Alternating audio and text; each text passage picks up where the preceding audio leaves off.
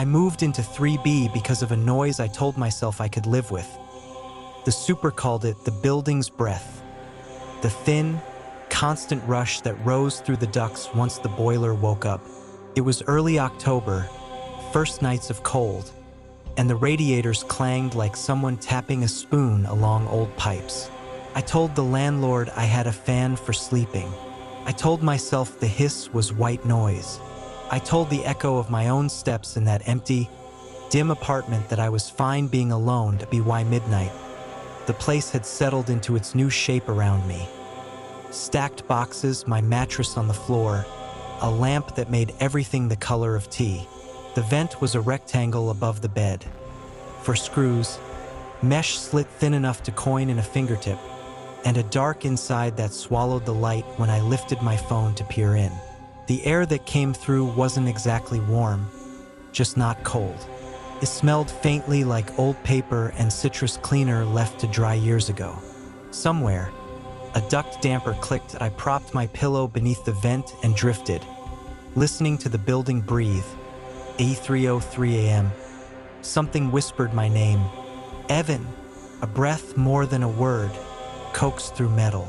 Not in the room. In the vent. I sat up so fast my spine stung.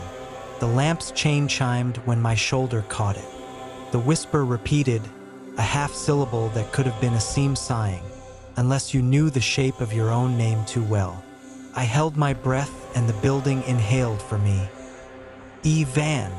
It was a woman's voice. I didn't recognize it. It wasn't my mother. It wasn't anyone I've dated. It wasn't the elderly neighbor I'd passed in the hall earlier. She had a Romanian accent and a cane with a rubber foot that squeaked. This voice was bare, like the duct itself. Unpainted, unpracticed, thin, and somehow close. Hello, I said, because there was no one around to tell me not to. The vent answered with the usual hush. Then a shape in the white noise. Then, don't be afraid. My forearms prickled as if cold air had tunneled straight through bone. The ridiculous part wasn't that a voice lived in the vent. It was that something in me wanted to lean closer, as if words meant for me had been traveling miles through hidden arteries of the building, and here they were, specific and new.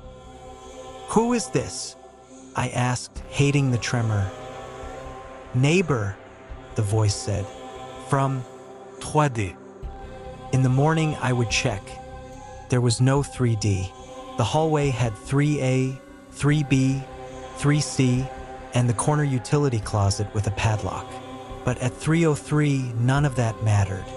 At 303, fear was a choice between staying put under that black grill or going out into a hall that had looked a little too long when I'd walked it. As if perspective were stretching. I reached for my phone. The screen lit my face into ghost angles. I dialed the super, then put my thumb over end call. I listened. The voice in the vent took a breath, the sound of breath when it's dragged across metal. I need help, it said, and I don't know why I tried to be brave. Maybe new places ask you to audition the person you'll be there. I stood on the mattress, pressed my hand to the paint chalky wall, and tilted my ear to the vent. What happened? The building answered for a long time with nothing at all. When the whisper came again, it had moved closer, as if the mouth were not behind the mesh but inside my own ear. Don't fall asleep, it said. Then it was gone. Later, in daylight, the super squinted up at the vent, shrugged, and told me he'd send maintenance to check for nesting. Pigeons sometimes fell into the exterior shafts. Or rats. The building was old enough to have air returns that didn't quite know what they were returning to. I almost said it spoke, just to watch his face. Instead, I signed the form, added another box to my black coffee, and told my boss I'd be logging in late, that I work remote. Data labeling audio for a speech recognition startup. A job that very specifically trains you to hear the difference between a breath and a word. You learn that sibilance can hide in hiss, that language can be imitated by wind, that meaning is whatever most often repeats. Nothing repeated, That night, the vent said nothing at 3:03. The radiator tapped slow. The neighbor's television bled a game show laugh track through the wall. I slept, finally, with one ear unconsciously canted toward the square above me. The way you sleep with a window cracked in summer and let the city patrol your dreams on the third night. The voice returned. "Evan, what do you want?" I asked, already on my knees on the mattress, one hand braced on the wall. My mouth was dry. I could hear, between the syllables, the soft tick of the vent expanding and contracting with the air. "You left," it said, and the word wasn't an accusation, but a fact the voice was trying on to see if it fit. "I moved in 2 days ago." Silence in the ducts, a hollow clatter far away, like someone dropping a screw on a metal floor. Then, "Don't fall asleep." This time I said, "Why not?" "Because it remembers," the voice said. "Because the vent is a throat. Because when you sleep you breathe into it, and it learns the rhythm of you." "Who learns?" The voice breathed in, then out. The sound wasn't human. It was too steady. The timbre flattened, and for a moment the white noise just lifted like a curtain. I heard nothing at all, an absence so thorough it made me nauseous. Then the hush snapped back. "Don't," the voice said. "Promise. I can't not sleep. Stay awake until the boiler stops, until the building forgets your name. You're not making sense." Another breath. Then a new voice, my voice, said from the vent, "I am." I swore and dropped to the mattress hard enough to jolt my knees. The voice in the vent repeated, with my cadence, with my uncertainty-laced sarcasm, "You're not making sense." Then, softer, perfectly mimicked, "What do you want?" I don't remember going for the screwdriver. I remember the way the metal felt warm when I touched the face of the vent. I remember half-turning 2 screws before I realized I was shaking hard enough to drop the driver. And the drop, metal on wood, sounded exactly like the far-off clatter I'd heard moments before. I spun, phone flashlight zigzagging, convinced someone was behind me. Nothing. Boxes, lamp, thin yellow light, and the slab of the door that I screwed the screws back in, hands clumsy, and slept curled on the side of the mattress farthest from the vent, facing the door like a cat. In the morning, I messaged my boss that I'd come down with something and lay on the floor with my cheek against the boards, looking up at the black cross-hatching of the mesh, and told myself I was only curious that I slid my phone between the slats and hit record. Listening back was like pressing your ear to a shell. First, just ocean. Then the filters in my mind began searching shapes. For 20 minutes, nothing. At minute 21, faint as pencil scratch. My name. Not from a human mouth, but from airflow shaped by chance. A sibilant became a V. A click became a stop. "Evan," the duct said 0.2 minutes later. My own voice answered from the recording, even though I was silent when I made it. "Who is this?" I deleted the file and then emptied my recently deleted folder, as if that could change which version of me had spoken. The elderly neighbor in 3A wore 2 sweaters when the building's heat was highest. In the laundry room, where a square of cement floor had been patched badly years ago, she watched me pour quarters and said, as if continuing a conversation we'd been having all our lives, "You hear them?" I said, "Pigeons. In the ducts," she said. She pulled a tissue from her sleeve with the slow precision people have when they're deciding whether to trust you. You have to be careful what you tell a duct. Carries things, sound, words, the way a scarf carries perfume. "I don't talk into vents," I said, then heard the lie and hated it. "Our son talked to the vent," she said, as if the past tense had been carefully chosen to wound. "He was 4. He said the wind knew his name. We are Romanian, my husband and I. This building, we came when he got sick to be near the clinic here. We learned a lot very quickly, like never whistle into the vents. Never sing your lullabies where the grate listens. Never sleep with your mouth open beneath it. Why? Because it remembers? She said, and my bones went loose in my body. What happens if it remembers? She folded the tissue into nothing between her fingers. It calls the voice back, not the person. The voice. The voice comes without the body. And then it's hungry because voices are not supposed to be alone. They were built to wear people. What happened to your son? I asked. I was already sorry. She looked at the row of dryers, at the glass eyes where red shirts beat themselves senseless against heavy denim. He grew, she said finally. He is 30 now. He refuses to live above the second floor in any building. He sleeps with his radio on, even when the power bill made us. She smiled. We grew too. Only once I made the mistake of humming while I cleaned the bathroom. For weeks the vent called me Mama from 2 rooms away, and I nearly set fire to the place. We laughed because the stories you tell in laundry rooms are always allowed to be jokes. But her eyes were wet in the corners. Don't be foolish, she said when I'd loaded my basket. The grate is a mouth, and mouths are for eating. The 4th night, I sealed the vent with duct tape, the silver kind I'd bought for cardboard boxes, and told myself was not called that because it was for ducks. The tape puckered across the mesh, and when the fan in the building came on, I lay below it and heard the membrane shudder. The adhesive couldn't stick to the dust, not really. I stood on the mattress and pressed with my palms, smearing gray onto my hands, then washed them for a long time, watching water darken and then go clear to E303. The tape flexed inward, a breath held. Evan, my own voice said from behind the patchwork. Do you think it can't still hear because you closed your eyes? I didn't move. I didn't answer. I counted my heartbeats to 600 like I had in childhood when thunder crawled the suburbs like a slow animal. I breathed through my nose, not my mouth, as if that mattered. The voice in the vent waited. There is no time in a duct, only pressure, only knowing which side you are on. Then a new voice, the woman's, soft as lint. There was a boy, she said, in 2F. He kept his turtles in a plastic bin beneath his bed.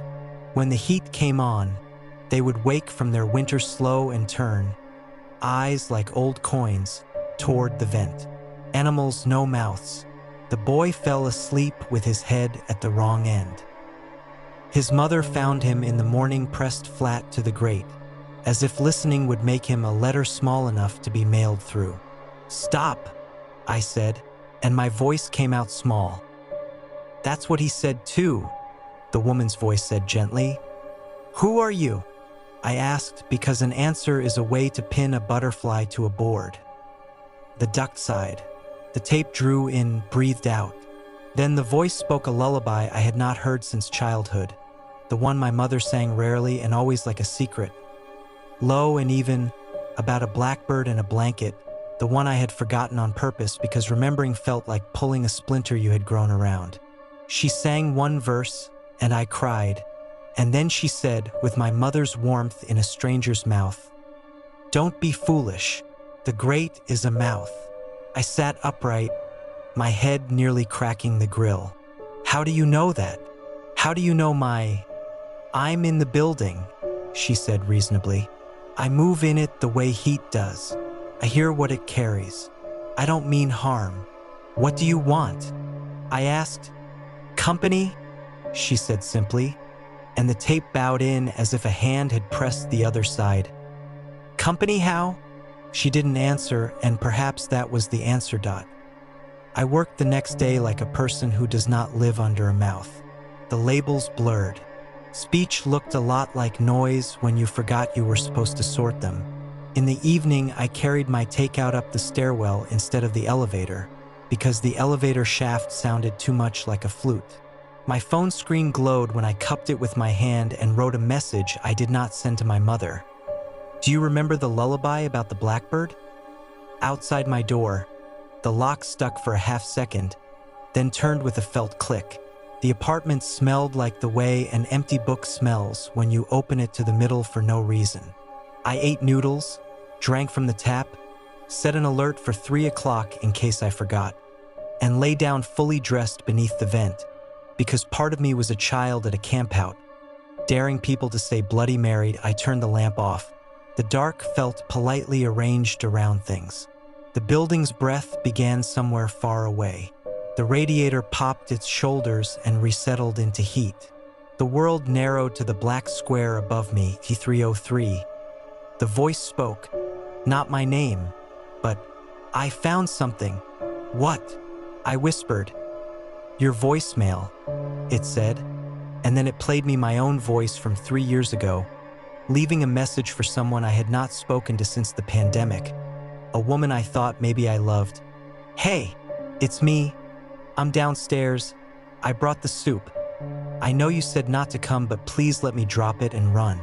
I promise I won't." "Stop," I said, and in the dark I made the shape of pressing my palms to my ears, even though that would muffle nothing. My hands smelled like dust and tape. "I hear what the building carries," the voice said. "Phone calls, radios, arguments through floors, laughter contained, crying uncontained. An entire wedding once, 3 floors down, when a man married a woman he'd already been living with for 20 years. The vent loves a ceremony." "You said you needed help," I said, "on the first night." "I do," she said, so quickly the words tripped. "I need you to unscrew the grate." Every breath in me became a separate organism. "No, it hurts," she said, "being pushed through a smaller space than you are. Imagine your body becoming a word, thin enough to fit. Imagine your words turned into breath again without anyone to receive them and say, 'I heard you.' Imagine all that pressure with nowhere to go." "Who are you?" I asked again, because I had learned sometime when I was 6 that repetition was a kind of protection. "I was in 4E, she said after a small delay. "I used to leave the fan on in the bathroom because I thought the neighbors could hear me singing. I tried to be considerate." "What happened to you in 4E? "The usual thing," she said. "A long time at the medical, then shorter times that felt longer, then a lot of sleeping in the afternoon. I got very interested in the cracks in my ceiling. They looked like rivers on old maps, tributaries feeding other tributaries.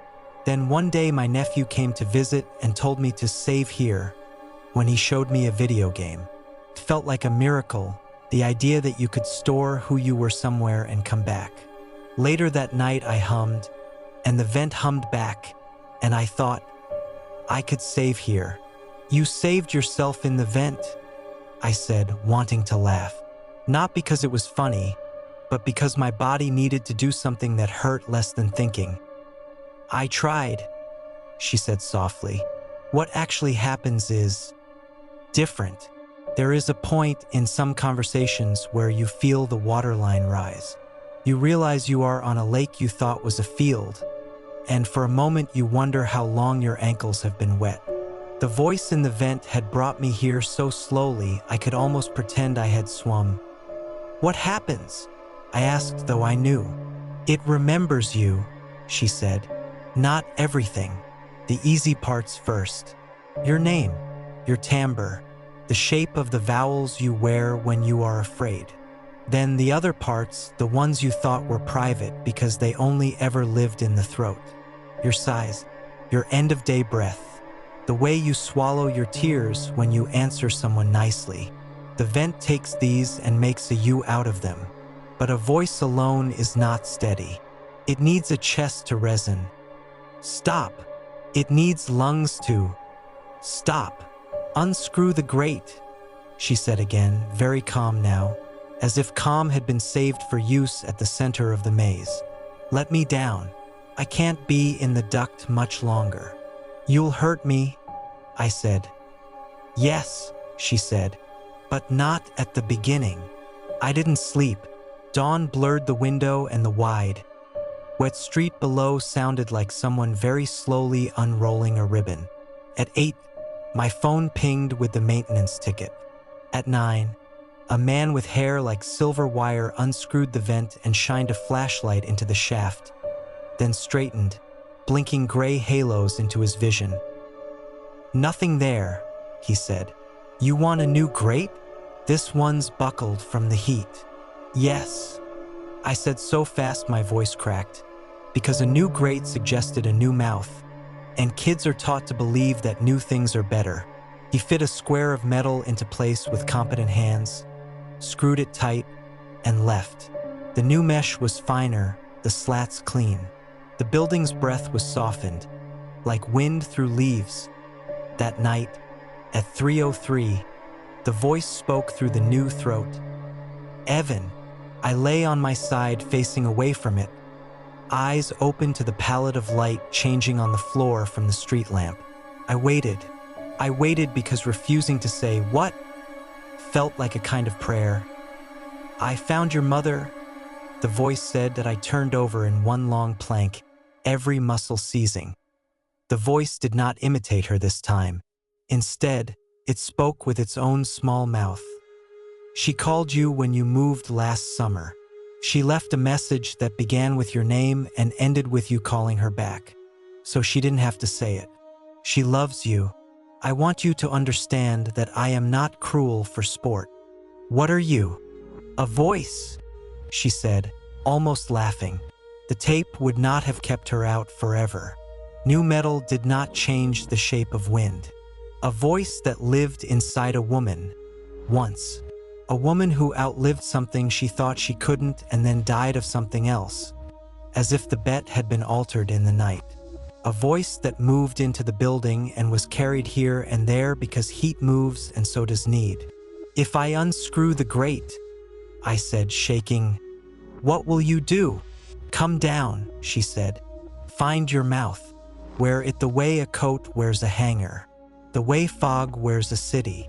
"No," I said, and couldn't say anything else because terror had filled my mouth to the brim and was now simply running, like excess current, into the pillow. After a while, the voice whispered, "I could go to another apartment." "Yes," I said. "I don't want to," she said, very small. "I've learned yours. Took me a long time. You are mostly careful. You hardly sing at all. When you cry, you walk to the other side of the room, like you're trying to outrun your own sound. You call your mother in the kitchen because you believe the refrigerator hum will eat the worst of the worry in your voice. You stand on your mattress when you need to feel taller than fear. You say hello into empty spaces because it's better to be impolite to nothing than polite to something you don't understand. You are the apartment I want. Please," I said, and I didn't know which one of us I was. "Unscrew," she said gently. The building breathed out, then in. The new metal clicked the way metal does when it learns it's not as solid as it thought. I slept in the bath. The fan off. The door closed. The vent in there was smaller, shin-high near the tub, and I placed a heavy book over it and a towel over the book and slept with my feet pressed to the door. When I woke, I could not feel my toes, but I was, indisputably, still wearing my voice. 2 days of not sleeping in my bed slid me strangely into the person whose body I used. I spilled coffee on the floor and left it there because the idea of bending felt too vulnerable. I walked with headphone cords tucked under my shirt like a weapon. I began to say "we" out loud to see if the pronoun tasted different. It did. On the third day, I packed a bag and called a friend who lived across town and told him I needed his couch, that I would come with pizza and tell him everything in the language of jokes. He said yes because that is what friends are for, but he added politely that his girlfriend's cat was sick and might yowl all night, and I heard the gentle way he was asking me not to that night, and I was too tired to lie and too proud to beg. I hung up and sat on the floor and put my head on my knees and fell asleep by accident in the afternoon. A thing I have not done since I was 12 on a school bus in winter. I woke an inch from the baseboard, facing the vent shadow. It was 3:02 p.m., which is not 3:03 a.m., and my body told me that meant something was all right. My phone buzzed. A work ping? A sale?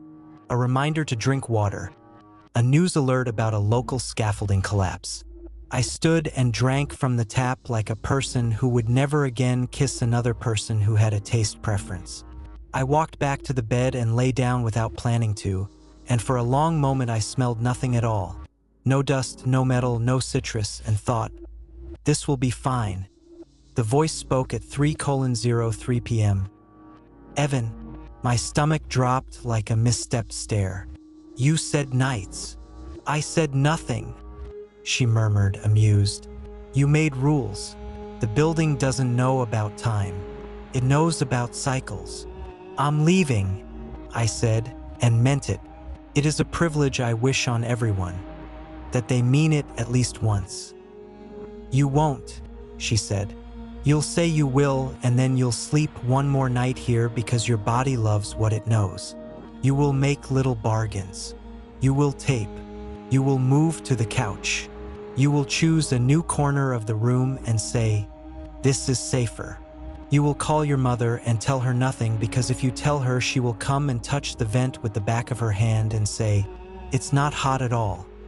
And then I will know her and I will not let you leave. You can't keep me, I said, and I bared my teeth at the grate like an animal that has never bitten anything. I don't have to, she said. You will keep yourself. You and I will build the rules together. That's what houses are. What do you want me to do? I asked, tired of pretending I did not know. Unscrew the grate, she said, and I screamed. The word ripped my throat like a dry swallow, and 3 minutes later my phone was in my hand and I was telling my mother everything but the thing. That I was fine, that work was fine, that I was sleeping weird, that the heater in the building had a noise you could set your watch to. She told me a story about the neighbor's dog and said that helps sometimes, having a rhythm. I asked her to sing me the lullaby and she said, which? Like maybe if she chose the wrong one the whole place would collapse. Then she hummed, and I cried. And for a moment the duct was nothing but a square in a wall and could not hurt me except by existing. When I hung up, the voice in the vent was patient. You see, she whispered, company. The last night I tried to leave, the building snowed plaster. I had one suitcase and one bag and my keys in my mouth because my hands were full, and I looked back into the apartment as any animal will look back at an enclosure, whether it is leaving a trap or a home. The lamplight made a rectangle. The vent shadow cut across it like a crossbar. The fear that had been a set of instructions in my body for days unfurled into a single sentence. If you go now, I will follow. That I am ashamed to say that sentence did not feel like a threat. That I put the suitcase down. I turned the lamp off. I set the bag gently on the mattress. I stood on the mattress. I reached for the screwdriver I had placed on the windowsill just in case, and in case turned out to be a room you could move into. My hand shook. The metal of the screw was a little chewed where the last guy had tightened it too hard, and my driver slipped twice before biting. The joy that rose in me when the first screw turned was not mine. The vent breathed with me.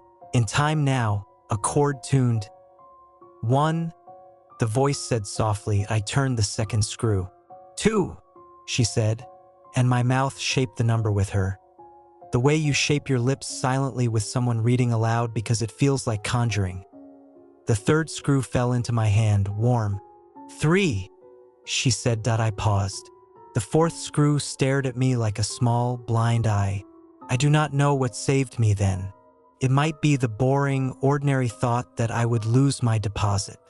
It might be that I remembered the cat sick on my friend's couch, and the way the sound a creature makes when it hurts is the only truth.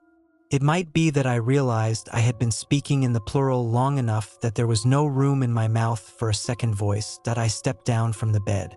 I set the screwdriver on the floor. I walked into the bathroom, turned on the fan, and lay down in the tub and sang. Not the Blackbird, but a pop song from high school that had carried me through a sadness I thought then would be the worst of my life. I sang badly and on purpose. I sang until my throat hurt.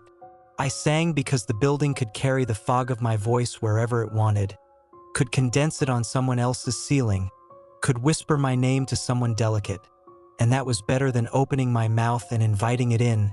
When I came back to the bedroom, the grate was bowed outward with breath. 4, she said sadly, because she had been counting the screws in her head to steady herself and I had made her lose count. I'm leaving, I said, and picked up the suitcase. I said it the way you say it to someone you love when love has hurt you enough times that you are finally allowed to go. You can't, she said, and the voice cracked, and then very quietly, please. I carried the suitcase into the hall. I closed the door. The lock clicked like a snapped tooth. The stairwell was gray and sane. The air smelled like every winter I have ever had. At the first landing, I stopped and leaned my forehead against the cool wall because there is always a little grief in leaving anything, even a room where you learned fear. The super was in the lobby talking to a delivery guy about whether packages should be left inside or on the stoop. I handed him my keys and said I'd moved out, and he said, paperwork tomorrow? And I said, okay. And the world did not end, which annoyed me a little. On the street, my suitcase wheels made an argument with the cracks in the concrete, and the wind, honest outdoor wind, lifted my hair the way a parent might, brief and not asking anything in return. I spent the night at my friend's place anyway, because saying no to kindness is a kind of superstition, and the cat yowled like it was practicing for opera, and I loved the sound so much I cried. My new apartment has windows that don't look at other buildings so much as suggest them. The vent is above the kitchen sink, near the plant I am trying to keep alive. I taped a paper towel over the grate the first night and felt stupid and slept 8 hours anyway. I wish the story ended there. I would like to say that I stopped talking to rooms and rooms stopped talking back. I would like to say I learned a lesson that fits neatly into a sentence. But the next week, doing dishes with the water too hot, the boiler took a breath and the vent above the sink whispered, in a voice not mine and not my mother's and not a woman from 4E with a nephew and a ceiling full of maps, Evan. I did not look up. I turned the water hotter and let the steam curl into my face because it made the world small and kind. The voice tried again. Evan, don't. I began to sing, not to drown her out, because that suggests war, and I am tired of making war in places meant for sleeping, for eating, for loving people on sagging couches. I sang because the sound of my own voice is mine, and it goes out into the world and thins and loses me, and that is what it is built to do. The vent listened, and the building listened, and the city listened, and somewhere a voice that had learned me like a route map tasted the edge of my word and did not find a way in later. When the water ran cold, I leaned my hip against the counter, looked up at the square above the sink and spoke. Not to the mouth, but into the room. I won't be your company, I said, but I am here, and I am loud. The vent breathed. My phone buzzed with my mother's name. I answered it, and the building learned again what love sounds like. I do not think that's a loss. I think maybe the lesson is not a sentence but a throat, warm, flawed, my own, singing badly at the dark until it sings something back that is not a trap, but a harmony we can both live with. Sometimes, in the hour that is and isn't 3:03, I wake and hear the faintest trace of her in the heater's sigh. If I listen too hard, the sound turns into my name. If I don't, it's only the building, carrying what it always carries. Us, stacked in rooms, breathing. I lie very still and count to 600. On 6:01, I turn over, away from the vent, and go back to sleep.